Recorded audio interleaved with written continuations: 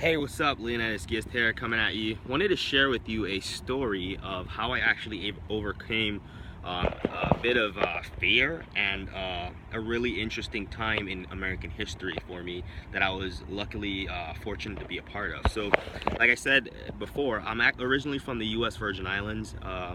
My knowledge of North America back in these times around, when I was in high school was very limited. So there's a lot of things that I did not know because I was that kid that I love music. So when I started to play steel drum as a kid, I literally figured out that I can cut classes and spend more time on my instrument, because I noticed at a young age that a lot of things I needed in school I really probably wouldn't use in the real world because of people that I heard complaining about certain things. So I focused my energy and my efforts on my steel drum, right? And upon graduating high school, I was told by relatives and so on and so forth that my mom wanted me to join the Army, and that's not something that I ever thought about doing. I actually didn't know what I wanted to do. I know that the one thing I did know was that I wanted for my adult life to be fun, exciting, just as much as my childhood was, right? Because I started making money, my own money, back in the Caribbean when I was about 9 or 10 years old, just selling different things, fruits, and I would go pick mangoes and different fruits and sell them on the corner or in town or something. But anyway, when I did move to Florida to live with my mom, it was probably one of the most intense times of my life, simply because my mom didn't know me. I didn't know much about her. She didn't know my likes and dislikes, neither did I, and there was always an uncomfortable lack of communication between us, because what you don't know, you don't know. And quite frankly, that was never something that was ever displayed in my household. I didn't grow up with a relationship with my parents or grandparents to have an open conversation about something, simply because that's just not how they did things. But anyway, I ended up getting so mad at my mom one night that I said, you know what, I'm gonna join the Army. I'm just gonna go. I went and I spoke to the recruiter, and I asked two questions. I said, is there a job where I can be home by 2 o'clock every day, and will I get food and get paid? And he said yes. I said, all right, cool, where do I sign? And this was around August of 2001, right? So I left for a reception and basic combat training right around the 23rd of August, and it was the most terrifying thing I ever did, because I'd never been any further north in America than Orlando at the time, and I had no idea what the larger world had to offer. So I ended up going to basic training. I remember vividly the very first night when I got off the bus at the reception hall. I'm walking in South Carolina through the reception area, and I'm still in my civilian attire, and I had this bright yellow Tommy Hilfiger shirt on and this Tommy Hilfiger backpack, and my mom, well, that's all she bought for me was Tommy Hilfiger, and it was one of the most annoying things ever. I remember walking into this main area, and this drill sergeant was sitting there, and his face looked like that of a bulldog, and it was all shredded and scarred and stuff, and he had his hat on, and all you could see was like basically his eyes, right? His eyes. And he looked at me and he said, what the beep are you looking at? And that's all it took for me to know that what I was getting ready to do was no joke.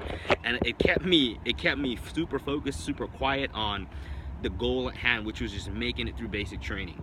But anyway, moving on, every day was a little intense. I remember the morning when we came out to DFAC and Aaliyah died. I remember picking up the newspaper and reading about the tragedy, and then I remember the very morning we're getting ready to ship out to go to basic combat training to the battalions. We're on the buses just, moving. Oh, prior to that, let me back up a little bit. Prior to that, I got really pissed off with my recruiter, so I wrote him a letter. A very disgruntled letter when I first got there. Then, like the first 2 or 3 days when I first got there, I wrote him a letter, and I forgot about the letter. And moving on towards going back to basic combat training, that morning we're on the buses heading out to the battalions, and all of a sudden the buses stop and they're frantic, and the NCOs are like, oh my god, yo, we're at war, somebody just hit the World Trade Center. And I'm looking around for guns and all this stuff, and nothing's going on. And I'm like, first off, what's the World Trade Center? Because I'd never heard about it before, other than in a Notorious Big song, honestly, and I didn't know that it was a real place. I didn't know what it was. So they came up with this crazy story to scare the crap out of us, and I was like, man, whatever. And I ended up starting basic combat training the morning of 9/11, right? That very morning was the day that I was going to basic training. It wasn't until 6 weeks later when I was able to actually witness what happened in New York that fateful morning, which changed my whole perspective on life. It changed my whole perspective on what was going to happen with me or to me after I got out of basic combat training and advanced individual training. Next to that, the cool thing about that class that I was in, we actually finished the basic training on Veterans Day. So it went down as one of a historic basic training class simply because we started on 9/11 and we finished on Veterans Day. And 6 months after Veterans Day, I found myself in Afghanistan fighting the very war that we had succumbed to that month in 9/11. So that's my story. I hope that it was captivating enough for you. I hope that it made sense for you. I hope that it really sucked you in.